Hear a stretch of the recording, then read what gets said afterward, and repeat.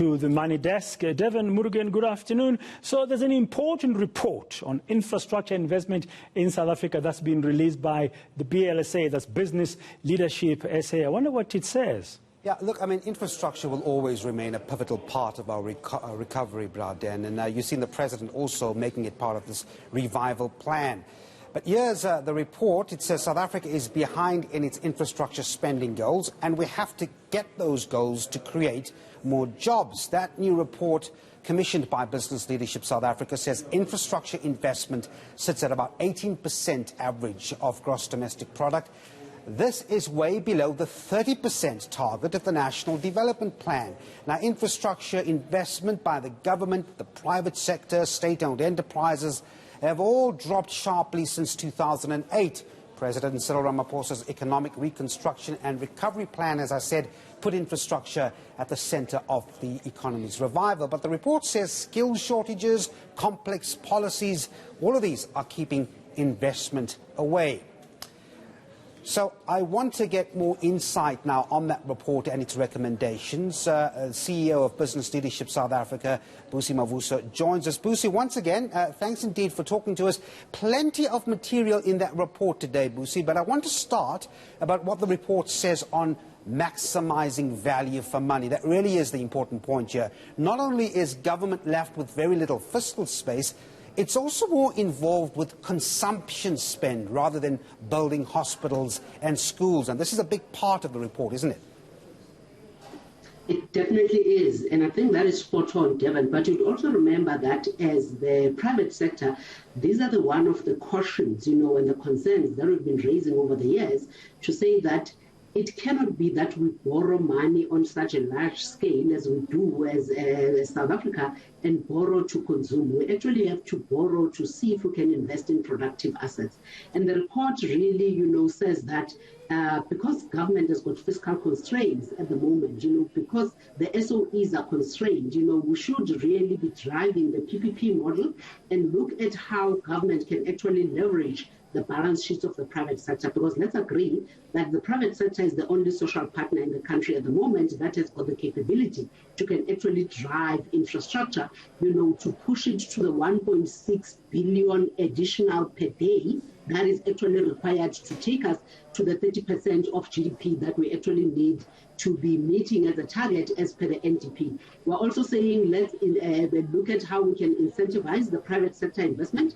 Private sector investment is currently 2%. So there seems to be this notion from government that they think that central to the infrastructure investment has to be the SOEs and has to be the budget, from the fiscus. And we know that at the moment that is not possible. We managed to do it in 2008 post the global financial crisis. That is how we actually built the Medupi, the Busi, the locomotives, and. But I think the strategy now has to change, and they really need to look at how they better crowd in the private sector. When you take that strategy to the investment departments that's run in the presidency, for example, I'm wondering what comes of it, like this report. Some alarming stats in there. I mean, the one that I heard one of the representatives from Intellidex mention today, 10 years ago, 70% of registered engineers worked in the public sector. That number is now down to 30%. How do we even begin to address it in this dialogue between, the private sector and government? Because that's alarming.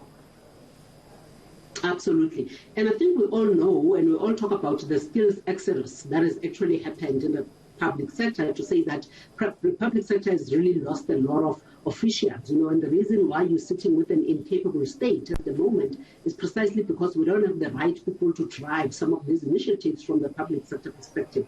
So I think the big function of that is the fact that a lot of people, in the public sector have left. A lot of them have actually even left the country, because things are not going right in South Africa from an economic perspective. But if you look at companies like Eskom and Transnet, who actually used to be the hub of training engineers, look at what they've been doing over the years and how many engineer intakes, they've actually been affording to take over the years. You will see that has really diminished. So we therefore need to look at how do we actually focus on ESCOM on training engineers again? You know, how do we actually probably maybe utilize the work skills visa, Devan, that we're talking about as a content, the critical skills list that is out? How do we bias that towards engineers? And when these engineers from other countries do come into the country, what intentional program do we put in place, you know, for a skills transfer perspective, you know, so that we can ensure that when they go back, you know, as experts to their countries, we therefore are sitting with the capacity and the skills, you know, in the country. I think we also need to look at, with all the money that we're spending on education, you know, we know there's the NSFAS that the government is using to actually fund these students. Can we bias the NSFAS to, you know, training engineers?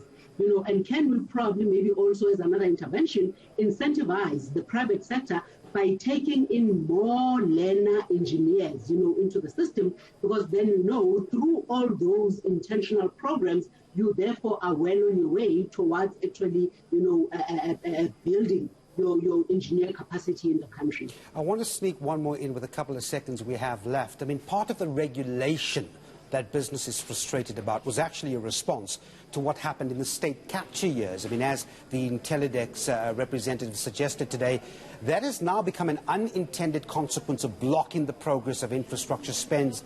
Very briefly, how do we get around that one? So at the Economic Recovery and Reconstruction Planning Committee that we sit with at NEDLAC, we know that the PFMA regulation is part of the agenda and the initiatives. So I think we need to focus at amending Regulation 16, especially if we're serious about PPPs, you know, so that it can unlock some of those rigidities. But I think the issues of policy certainty that we've been talking about, if you unlock the spectrum, then you can get investment coming. You know, if you can unlock, you know, some of the energy reforms and the license exemption, embedded generation, you can get investment going. So government needs to focus on these things that we've been talking about. So it's amazing, Devan, what we need to do is nothing new. We just need to be focusing on the things that we've been talking about, and we can get the country on the right trajectory. Yes, indeed. Busi Mavuso is the CEO of Business Leadership South Africa. Thanks very much indeed for giving us insights on that latest infrastructure spend report.